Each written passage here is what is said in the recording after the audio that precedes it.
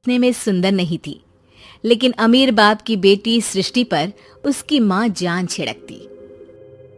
मेरी बेटी कितनी प्यारी है, भगवान सबको सृष्टि जैसी बेटी दे। सृष्टि धीरे धीरे बड़ी होती है। एक दिन सृष्टि की सहेली कहती है, तू दिखने में कितनी अजीब सी है, लेकिन मैं जानती हूँ हम सब में सबसे अच्छी शादी तो तेरी ही होगी। तेरे पापा अमीर जो है। और बता नहीं सकते यार, दहेज तो हर कोई देता है, ये क्या ज्यादा ले जाएगी अपने पति के लिए? अरे बड़े शहर में कोठी है इसके पापा की। अरे पापा की है ना, कौन सी इसकी है?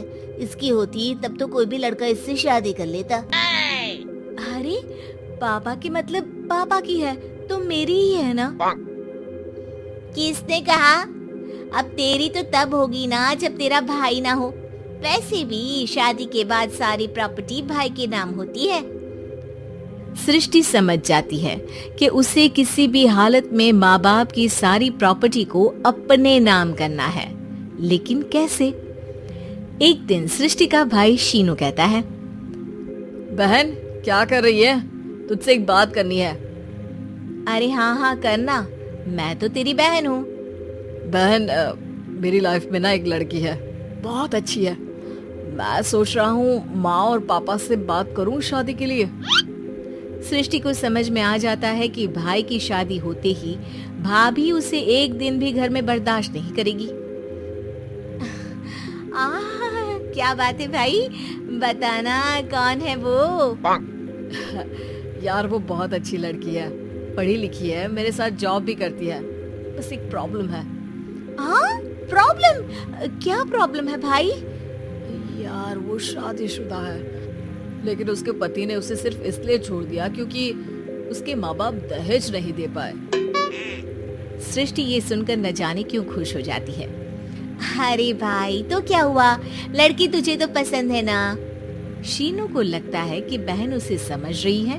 वो इस बात से अनजान होता है कि उसकी बहन की मंशा पूरा घर हड़पने की है।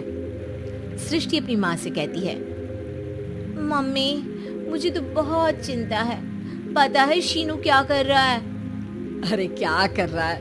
वो तो काम पर जाता है और वापस घर आता है। नहीं ना माँ, वो यही तो नहीं कर रहा, बाकी सब कर रहा है। आपको पता है उससे प्यार है, और वो भी एक शादीशुदा लड़की से। ये क्या हो गया? मैं सोसाइटी में क्या मुंह दिखाऊंगी? अरे तेरे पापा तो यही कहेंगे कि मैंने ही उसे बिगाड़ दिया है। माँ देखो, मेरी बात मानो, पापा पर भी विश्वास करने की जरूरत नहीं है। अब आप ही बताओ, पापा इतनी देर घर के बाहर रहते हैं क्यों? बोलो। अरे बेटा वो तो नौकरी करते हैं ना। तू बहुत भोली है माँ। पापा का ऑफिस तो 7 बजे खत्म हो जाता है, लेकिन देखो कितनी देर से आते हैं। अरे नहीं बेटा, ऐसी कोई बात नहीं है। सृष्टि माँ को एक औरत से बात करते पिता की फोटो दिखाती है। देखो माँ कैसे हैं पापा। मैं ना कहती थी कि पापा सही नहीं है। मैं तेरे पापा से बात करूंगी, दे फोटो मुझे। ओ माँ, वो तो डिलीट हो गई। लेकिन चल, तूने तो देख लिया ना। पापा से बाद में बात कर लेना, और हाँ मेरा नाम बिल्कुल मत लेना। हाँ माँ। अब क्या था, सृष्टि के माँ और पिता के बीच झगड़ा होना शुरू हो जाता है। सृष्टि के मन में क्या चल रहा था कोई नहीं जानता था। एक दिन, माँ सृष्टि के लिए एक लड़का देखा है, वो लोग शाम को उसे देखने आने वाले हैं। और हाँ माँ, एक खुशखबरी, मैं और पापा मिलकर एक नया बिजनेस ट्राई कर रहे हैं। शाम को लड़का आता है, सांवले रंग का। सृष्टि को तो बिल्कुल भी पसंद नहीं आता। लड़की की माँ कहती है, लड़की का चेहरा तो कोई खास नहीं, लेकिन अगर मेरे बेटे को आप लोग सेटल कर दें तो मैं उसकी शादी आपकी बेटी से करवा दूं। सृष्टि को लड़का बिल्कुल पसंद नहीं था। उसे भाई पर गुस्सा आ जाता है। लड़के वालों के जाने के बाद कहती है, माँ देखा शीनू मेरे लिए कैसा लड़का लेकर आया, न दिखाने लायक न सुनने लायक, सेटल भी नहीं, वो भी हम करे। अरे माँ, मैं जानती हूँ ये मेरी शादी किसी भी घर में क्यों करवाना चाहता है। अरे कैसी बात कर रही है बहन, तूने तो देखा ना, लड़के को मैंने ही मना कर दिया तुझसे शादी के लिए। जिसने लड़का बताया था उसने उसकी बहुत तारीफ की थी। बात आई गई हो जाती है, लेकिन सृष्टि का मन शांत नहीं होता। क्या करूँ, कुछ समझ में नहीं आ रहा। मेरी शादी हो गई तो ये लोग पूरी प्रॉपर्टी शीनू के नाम कर देंगे, मेरे हाथ तो कुछ लगेगा ही नहीं। तभी सृष्टि को आइडिया आता है। वो किसी वकील को फोन करती है। जी देखिए, अगर आपके मम्मी पापा का तलाक हो जाता है तो आपके पिता की आधी प्रॉपर्टी आपकी माँ के नाम हो जाएगी, फिर उसे वो किसी को भी दे सकती है। सृष्टि अब माँ को बेटे के खिलाफ करती है। माँ, शीनू पर नजर रखा करो, वो जिस लड़की के प्यार में है ना वो शादीशुदा है। यहाँ आएगी, सारा पैसा, रुपया, जमीन, जायदाद सब हड़प लेगी। पापा का भी हाल तुमसे छुपा नहीं है। ऐसा ना हो कि मैं और आप एक दिन सड़क पर भीख मांगे।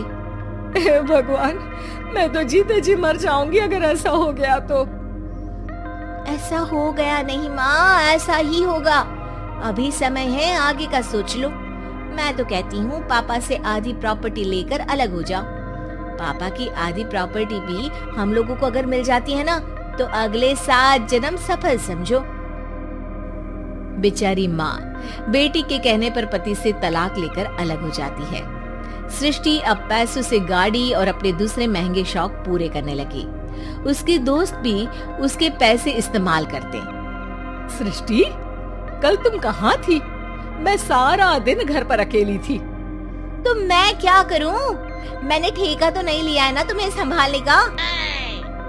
माँ को सृष्टि से ये उम्मीद नहीं थी। वो बैठकर रोने लगती है। वहीं उसका पति यानी कि सृष्टि के पिता आ जाते हैं।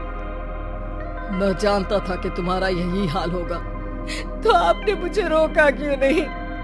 मैं रोकता तो तुम रुकती क्या?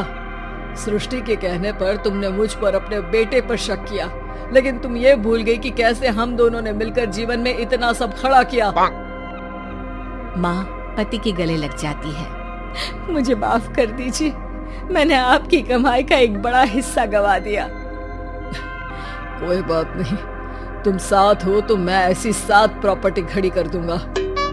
तभी वहाँ सृष्टि आ जाती है रोते हुए। माँ, मयंक ने मुझे छोड़ दिया। वो बोल रहा था जब तक मेरे पास पैसे थे तब तक ही वो मेरे साथ था। पापा, माँ, मुझे माफ कर दीजिए।